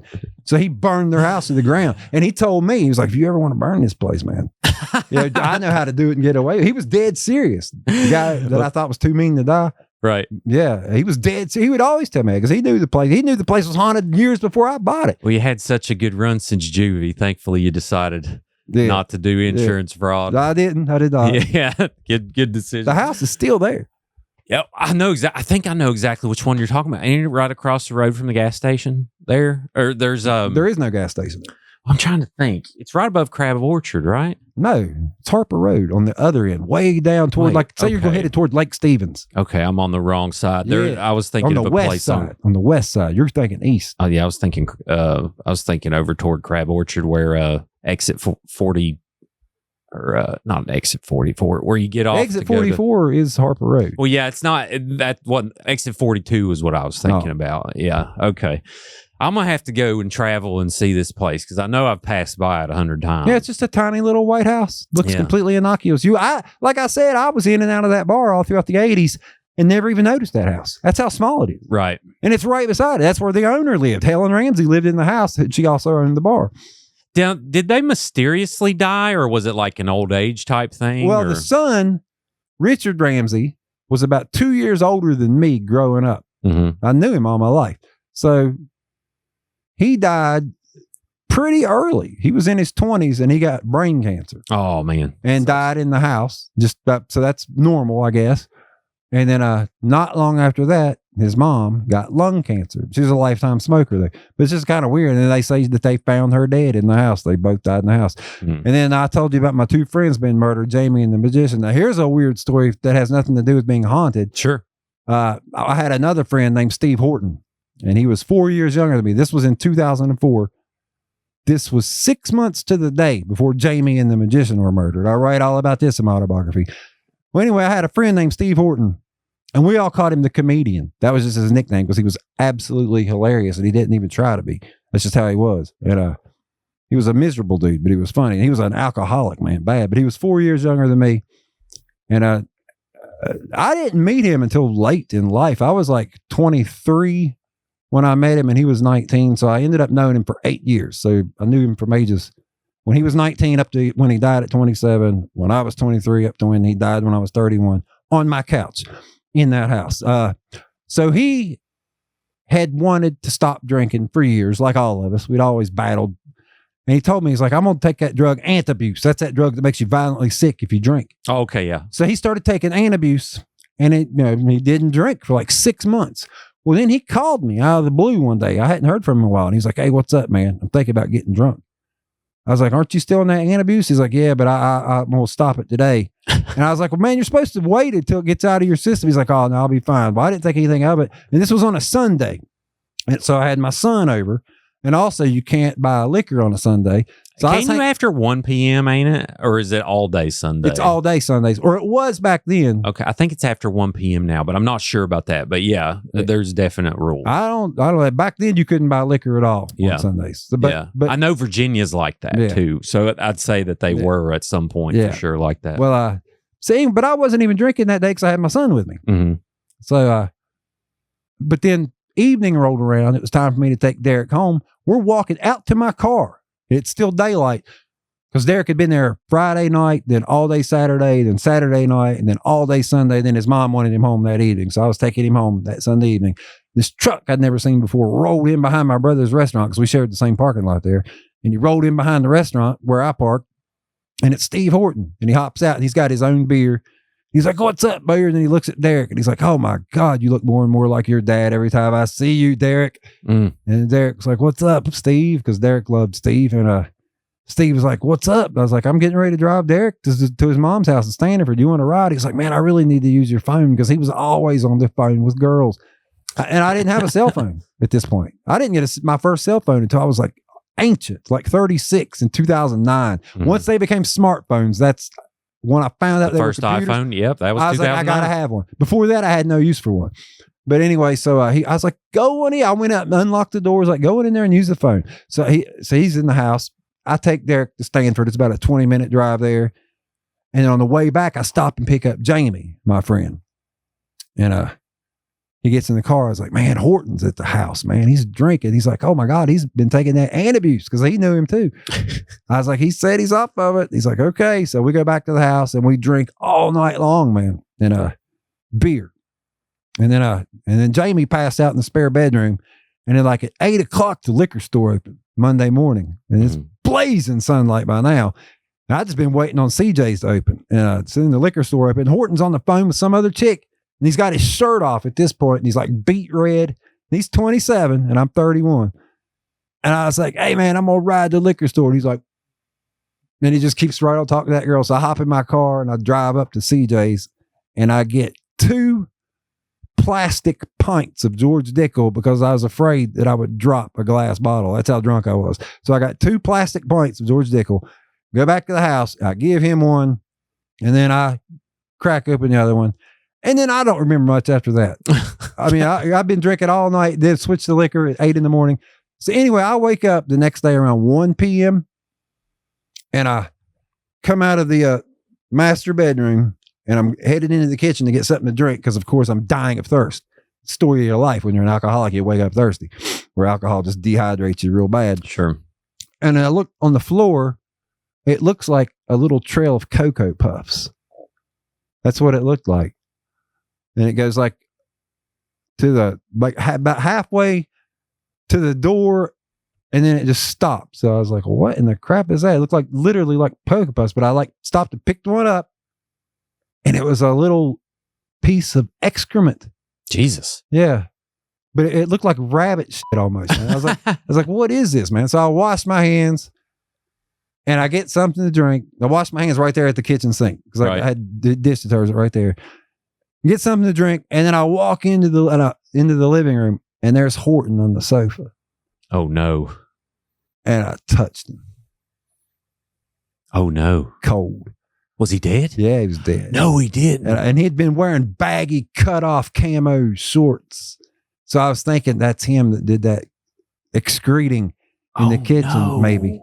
Now I don't know at this point what's going on. I just know he's dead, and I saw those Cocoa Puff things. So I go to the spare bedroom. And Jamie's still passed out. And I was like, Jamie, Horton's dead. He's like, no way.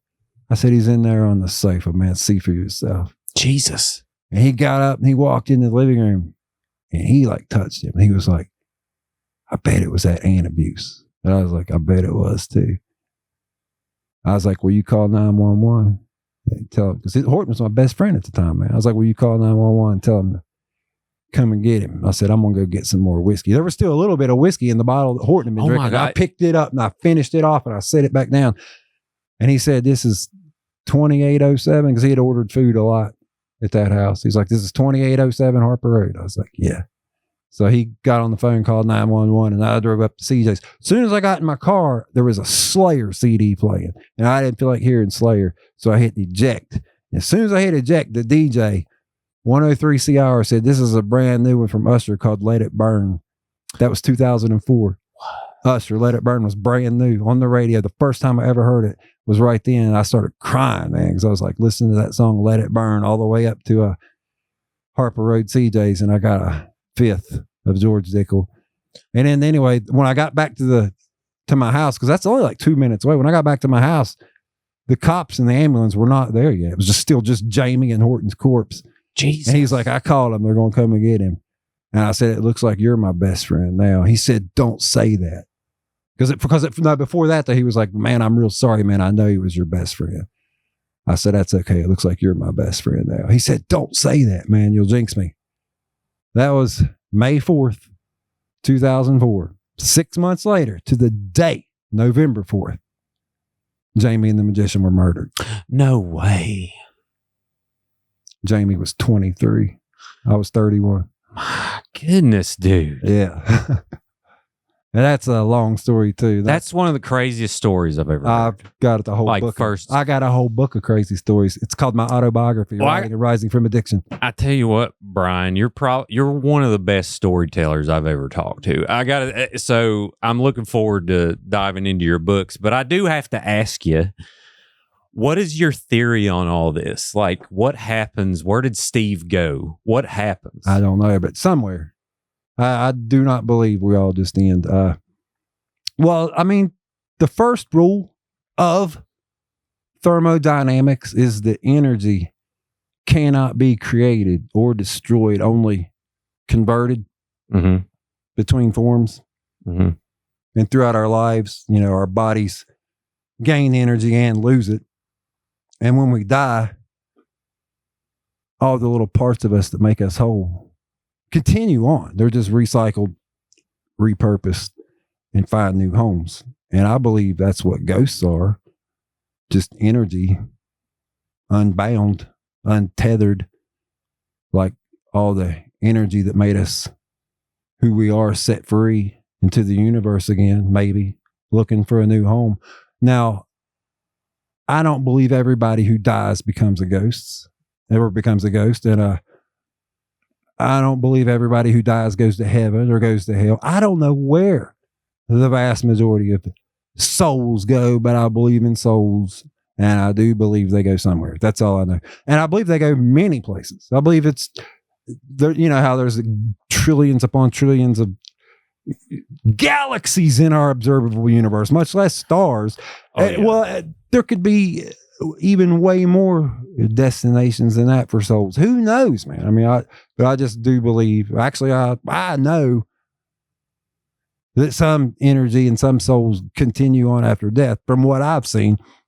Unless me and all my friends for decades who've shared experiences with me are all just mass hypnotized somehow.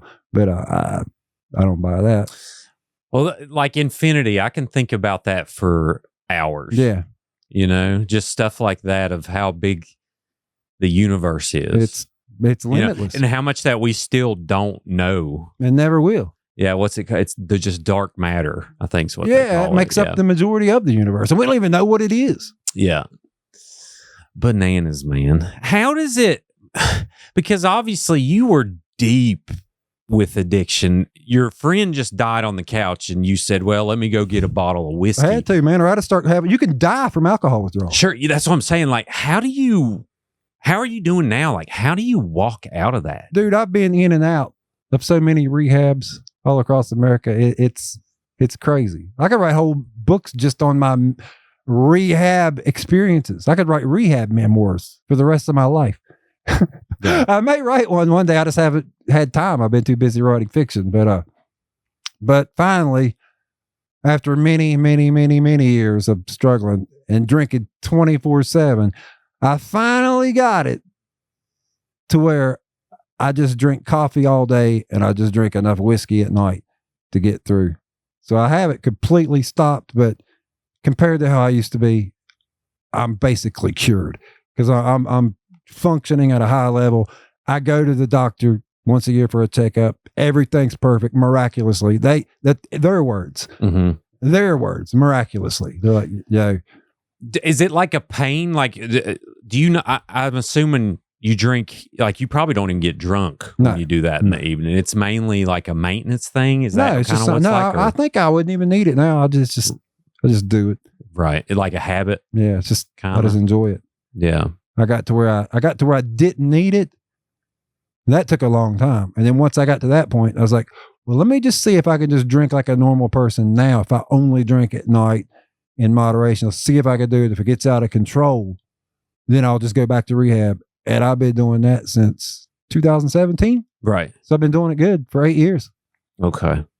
Yeah. And you know, all kinds of people out there love to, I mean, whiskey's popular for a reason. Mm. And there's ways to do things responsibly. So yeah, to me, it doesn't, like, as long as you're not, because back then, I'm surprised that, like, you didn't do damage to your body. I mean, that much. Miraculous. liquor. I never expected to live. Yeah. Yeah. I'm glad you didn't, but. Now, I did die 3 times in one day.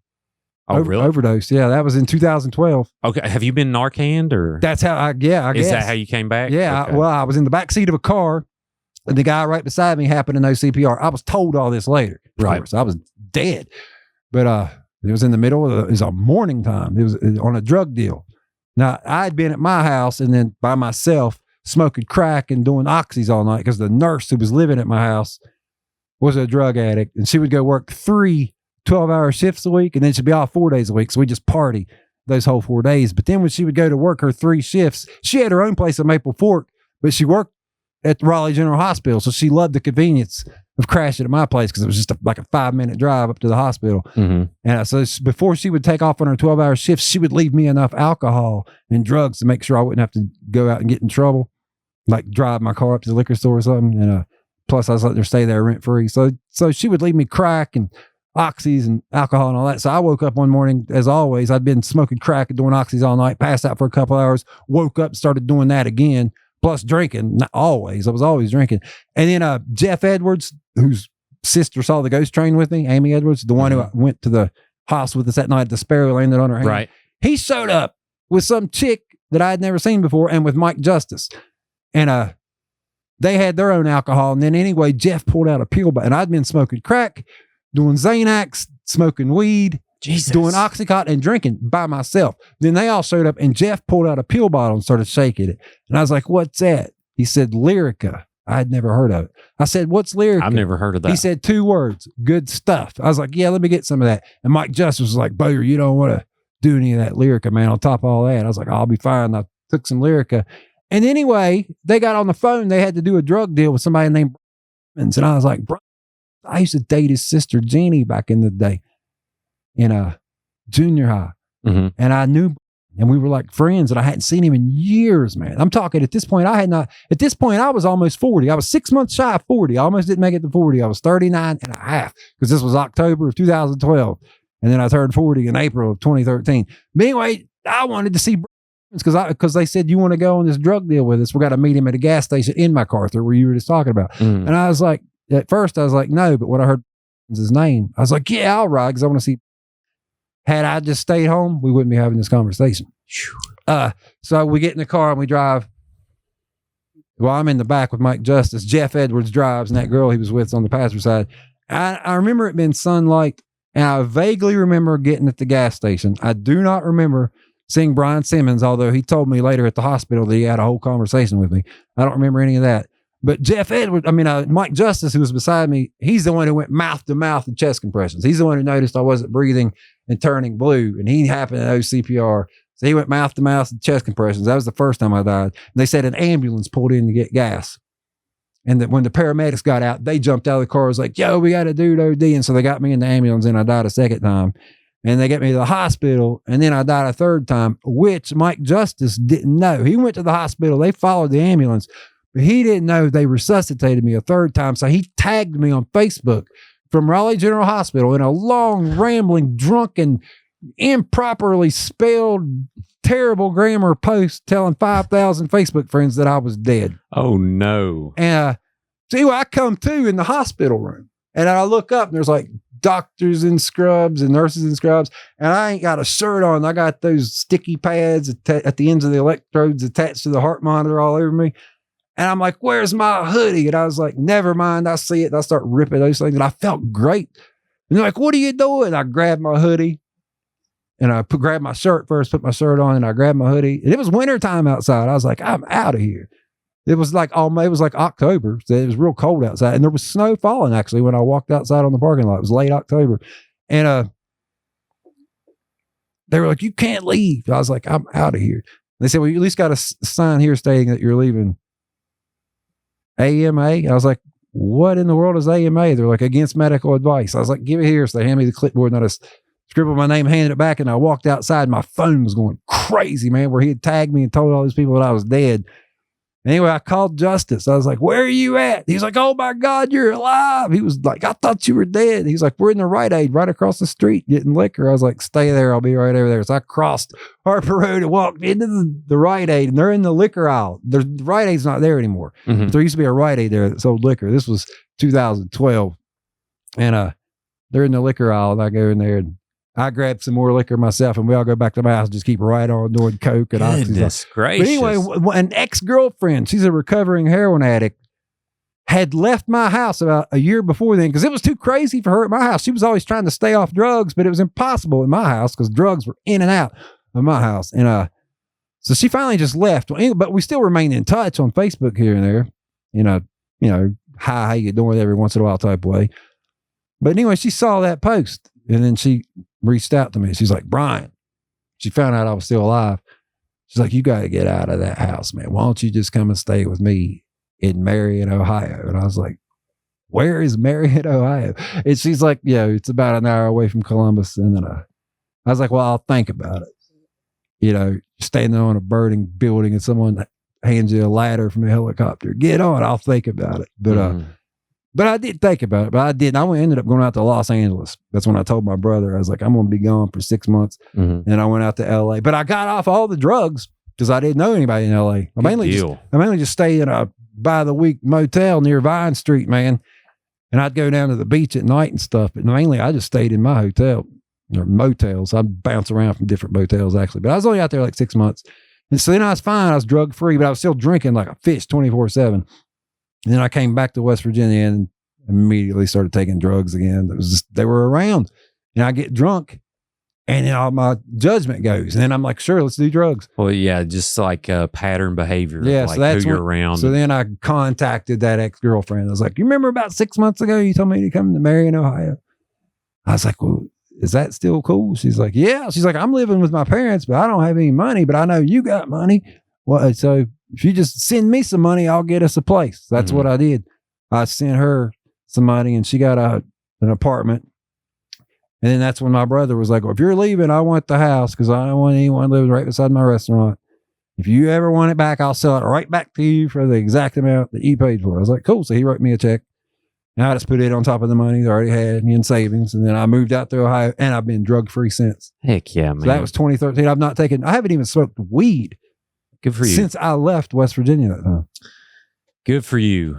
Do you have ADHD? I'm trying to figure, because I'd hate to see you that, like, the details you can remember, even being so much on alcohol for so many years. I'd hate to see you, like, never have been I mean, obviously, I wish you never was an alcoholic, but I don't know how you remember such detail. I can quote pages from books I read in the 80s. I just have that weird memory like that. It sounds like photographic memory almost. Yeah, there's a word for it, but I don't know the word. Like, now it may not be to this level, but there are few handfuls of people in the world that have documented like photographic memory. The redhead from Taxi. Yeah, I don't have that. Is one of I know. She could tell you what the weather was. I saw her on the Theo Vaughn show, maybe. She may have been on there. I can't remember, but like they would ask her. I don't have that. What the weather was in October 27th of 1975, and she could tell you. But I mean, I can just remember like certain pages from books that I absolutely loved. I'm just saying, you probably could have that if you didn't have so many decades of like alcoholic. It's possible. Yeah, you know what I mean? I don't know if I would want that though. No, that'd be exhausting. I mean, our brain, man. There's only so much room up there. You know I know, man. You gotta be easy on yourself. Well, man, Brian, I appreciate this conversation, and I'm glad you found your way out of it. I hope you take care of yourself and keep on going, you know? Yeah. And I always love to have these conversations because too often we judge people.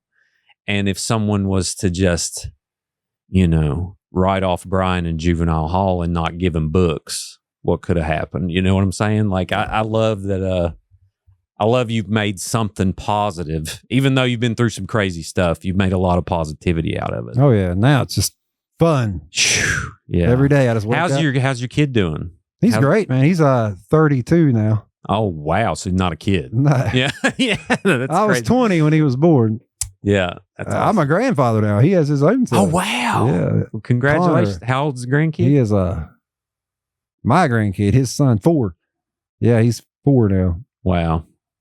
Dude, that's crazy. What's it like to be a grandpa? It's cool. It's cool. It's cool. Yeah.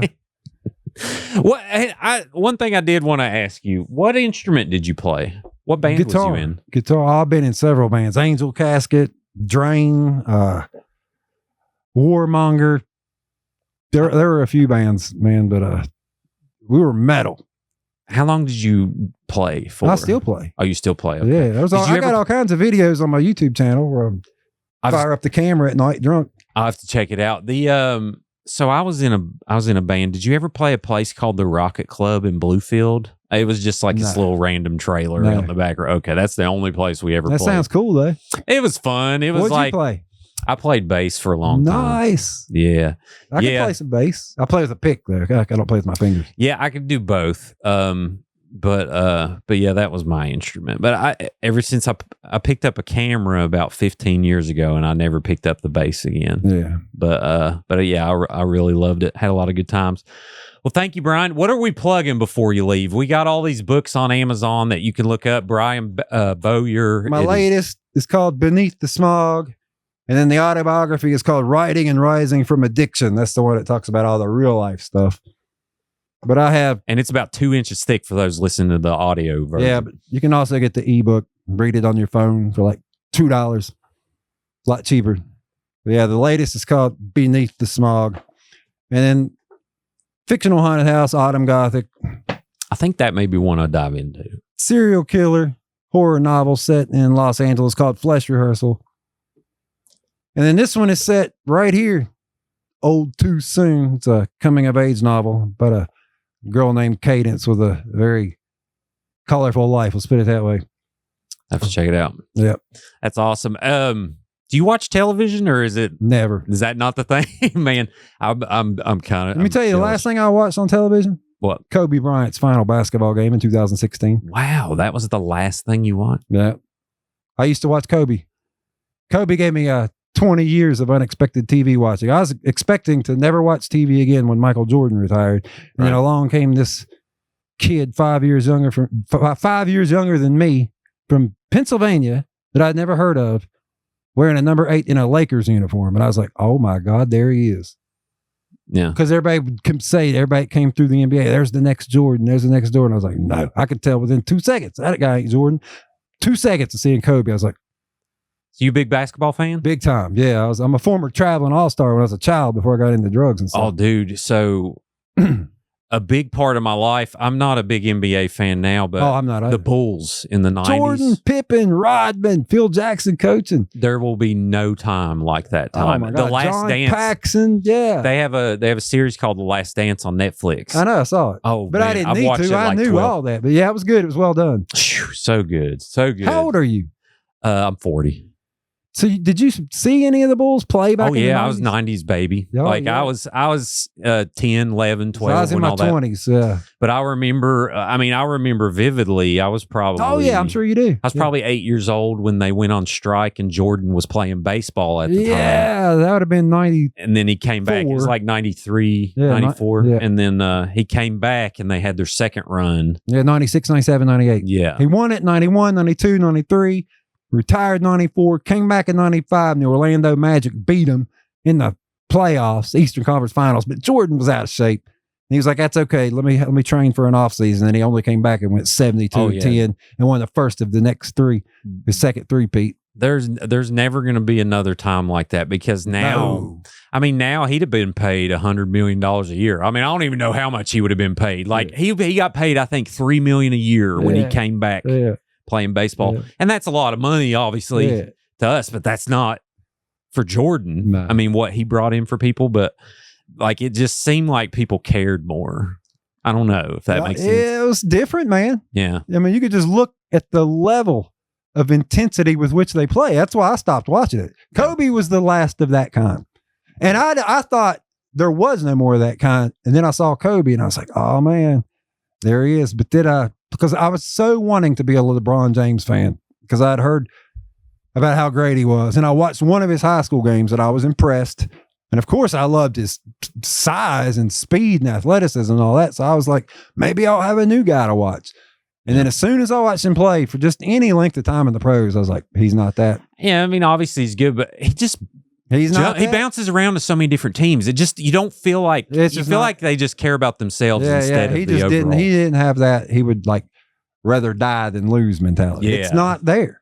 It's not there in him. Yeah. Now Jordan notoriously was a jerk to his teammates, but Jordan would rather you kill him than lose. Almost. You would about have to kill the dude, man. Yeah, it was really special. Well, thank you, Brian. I appreciate you being here. This is such a good conversation for October. I'm going to probably listen to this 3 or 4 times. I appreciate you. Thanks for having me, dude. Yeah, man. Everyone else out there, before you leave, be sure to like this video, subscribe to Creepalachia on YouTube if you haven't.